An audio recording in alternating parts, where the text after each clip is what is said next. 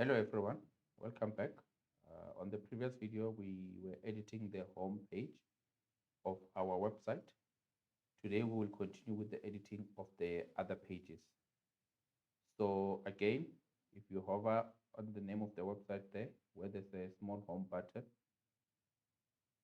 and you go to visit site, you can click directly or you can right click and open in a new tab. And then you'll go to the new tab there where the site is being opened. If you have logged in, remember that there will be buttons at the top there which you can be able to select. But if these buttons are not here, then it means you have not logged in. You must always make sure that you use the dashboard. You must always use the dashboard link to ensure that you can be able to log in and have access to edit buttons. So here it says edit with Elementor.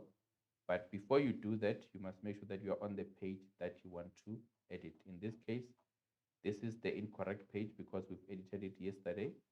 What we need to do is to go and click on the page which is says about, or whatever page that is coming next. We click on it and we will wait for it to load. And remember, this is almost like the front end of the website. Once we are on that page, we are then able to click edit with Elementor. What this will do, it will give us access to the back end of the website where we will then be able to make specific changes to that about us page. And you can be able to add photos, you can be able to add any content that you want to add. This can be based on what the client has provided or based on your creativity. There are some areas where you might not be able to get information and you just have to think of how you can make that website relevant based on the customer needs. In this case, it says who are we. For example, if you want to change it, you can just select the container. You go on that title there on the left hand side and you can be able to change it to whatever that you want to change, and then it will get there. Then if you scroll down, this says our mission. If you want to change it, you can change it. If you want to keep it the same, you can keep it the same. If you go there to that container there, you can also be able to select that. If you want to change it, you can change it. You can delete if you want, or you can change information to what the client wants. At the bottom here, you can also select this container that says gift give the gift of a postcard. If that is not relevant for the website, you can delete it. Or if all of this is not relevant, remember you can select a container of all this information. You click on the cross, then that all that information will be removed. Once you are done, very importantly, always remember to click update and wait for this to finish rolling, because if you don't allow that, then your work will be lost. So you need to make sure that this finishes loading before you can close this page.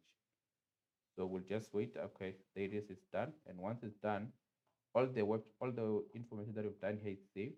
You can then close this and you can go again to visit site from the dashboard, and this will then allow you to check if the changes that you have made are actually what you want them to be, or they are looking the way you want them to look. So we'll just wait for it to finish loading, and then there it is.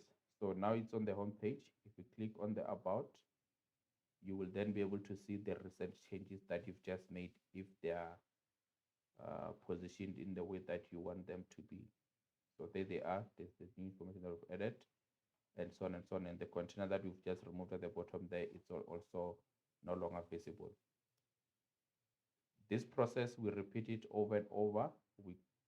So on the shop, there's no need for you to edit with Elementor. We'll show you how to edit the shop. The last one in this case will be the contact. You click on contact. It will take you to the contact page where there's that information for contacting the business. And then once it's there, you will then be able to have this view that says edit with Elementor. You click on it. it will then give you the back end of the contact page where you can also then be able to edit it. So we will wait for it to finish loading. And once it start loading, we can then put the contact information that has been provided by the client. In this case, it will be the phone numbers. If there's phone numbers, there will also be email addresses. There will be also the physical address of the website, or the physical address of the business that the client has provided. Some clients do not have addresses, so if there's no such, you just leave them out. So here you can see on the contact us page, if you want to change contact us to something else, you can change. In this case, we'll leave it as it is. The email there, you can change it. Maybe, for example, the email is something@gmail.com. You can change it there, or you can edit there on the left-hand side.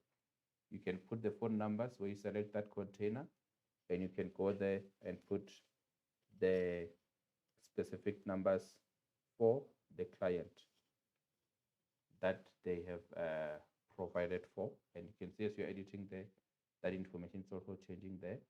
Then the address, you select it, and you can also go and do the edits on the website, and so on and so on. You will note that when you insert information, sometimes when you are typing like this, you want to create lines, but then even though you press enter and type another line and press enter, type another line, those items are actually not going into in line. So what you need to do is that between every space, every portion where you want to create a line, you go create something called a break.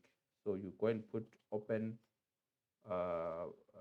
bracket, which is almost like a less than, and then you put BR, and then you close it again with the greater than sign. Then what it will do, whatever that comes after that will be pushed to the next line. So we'll go again, do it there. Even though it's on the same line, as long as you put open bracket, you say BR, you close. Whatever information that you put next will then be put on the next line. At the bottom here, you will see that the social media links. If you select the container with those social media links, on the right hand side here, you will see that there's Facebook, Twitter, LinkedIn, and Play. Play is probably just an app similar to YouTube. If you click on Facebook, you will see there's an icon, and there's a link that you can paste there. What you need to do then in this case is to know the link, Facebook link for this client. You go to their page on Facebook, you copy the link that is on the web address, you go and paste it there. As soon as you update, when visitors click on that button will take them directly to the Facebook page of the client. Same applies to Twitter, same applies to LinkedIn and Play, but this is only if the client does have all these social media apps. If they do not have them, most of them will have Facebook, some will have Twitter, some will not have. If they don't have, let's say, for example, Twitter, you click on Twitter, and you are then able to switch off the Twitter one. I think you can just click there on the cross, and Twitter is removed. You can remove the LinkedIn, you can also remove Play, and only the Facebook one will be available there. If you want to add another item, say for example they have an Instagram page, you can just go to add, and you then search the specific icon which has to do with what they need. I think when you select that, you just need to search different types of the social media pages, which if you navigate here, there should be somewhere where you can be able to find the Instagram one, which you can just add and then be able to make the edits of the links and so on and so on. And yeah, in this case, we will end here. Once you are done, just keep in mind, before you close anything, you must make sure that you click update. But while we're here, we might as well then show another step, which is to change the background page pictures. You can see there's a picture here of mountains. What you need to do to change this, you can select there on those 6 dots. And if you go to click there where it says style, you will then be able to see the image that has been loaded. You go and click choose image. In this case, you want to choose an image which either the client has provided, or you need to be creative enough to look for a picture that you can upload that will be relevant to that website. In this case, since you don't have an image, you can go to a website called Pexels. Pexels is a website where you can be able to find free stock images that you can download and be able to use for your website. As you can see, there's pictures that come in different sizes, where some are vertical, some are square, some are almost like horizontal.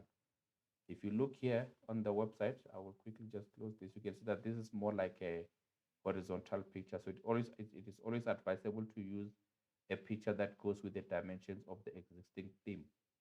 So if you're on Pexels there at the top, let's say you search a picture and you say you are looking for something that has to do with furniture. You press enter. You will then be able to see different pictures that have to do with furniture. And if you like the picture there, say for example, you want only to see only horizontal, on the filters there, you can be able to say orientations, and you select horizontal, and it will only show you the pictures that are taken in a horizontal view. So say for example, you like that one, you can open it. You can go to free download. It's advised that you can select the large one, because the original one, sometimes the size will be too big and not fit on the website or on the WordPress when you upload it. So in this case, you select large and then you say download. The picture will then start downloading. And once it's done downloading, you go back to your page. You say choose image. You go to upload image. You say select file. There's your image that you've just downloaded. You select it. You say open. The picture will then be uploaded. You wait for the button at the bottom to be active before you can be able to finally upload the picture. So we'll just give it a few more seconds. It's uploaded. You click select. Then that image that was there will now change to this image, right? So now you can see that some of the portions of the image are hidden. You can adjust the image if you want. You just need to be careful in terms of what you are doing as well, where under there where it says position, you can, here it says bottom center. If you can click on that, you can go and select center, where you can see that it shifts the image, or you can select center left. In this case, it will not shift because all the edges on the side of the of the image are visible. You can select top center, which will move the image even further. You can select bottom center, which was the original one, or you can select, I think that's the last one that you can select in terms of really seeing difference on the image. In this case, we can maybe go for the center, then that is more visible. Once that is done, your image is uploaded. You can then save. What we've just done here in terms of uploading the image, you can do the same process throughout all other pages to ensure that the pictures are relevant to the website that you are developing. Sometimes it can happen that when you click on style, there you can see says background. You find that when you, even though we're there, that picture is not visible. What you can then do, you can go to background overlay. Under background overlay, sometimes that is where the image can be uh, located, where you can then be able to edit it.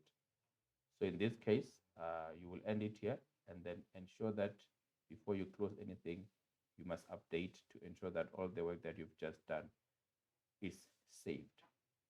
And only when it's done rolling the wheel there, that is when you can then close and go back to the website. You can see that it's done. It's done. The button is no longer pink, it's now black. And then you can go click on those menu, and then you can say view page. View page just means that you are now going back to the original website to see whether the changes that you've made have been properly updated, and you can be able to see how they look and if you like the feel of the website. So this is the main website that the clients will be able to see. The image that you've uploaded has been changed, the email has been changed, so numbers have been changed, the address has been changed, the social media pages have been changed. We've removed the other pages and we've only added those ones, and then everything is working fine. And once you are done saving, you can then move on to the next step. So we'll close this one here, and the next one we will focus on how to edit products on the online store. Thank you, and see you on the next video.